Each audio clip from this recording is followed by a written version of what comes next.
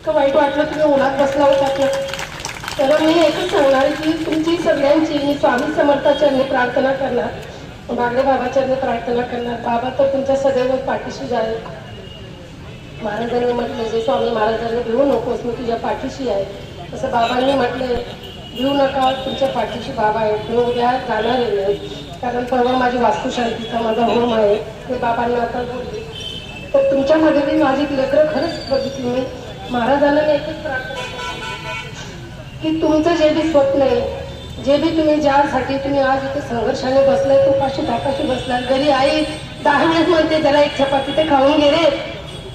वाढ म्हटल्यावर ती एक चपाती ती 2 चपात्या वाढते, घरी वाढते ना. डबा दे म्हटल्यावर तिला म्हणतात तुम्ही एकच चपाती बांध, मला ती 3 चपात्या बांधते. हो आई बांधते नाही.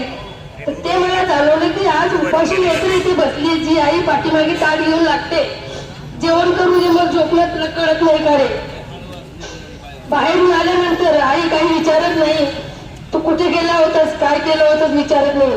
काय खाल्लं का नाही रे, आता शिलगला तू घरी पण काही खाल्लं का नाही, तिला आई म्हणतात.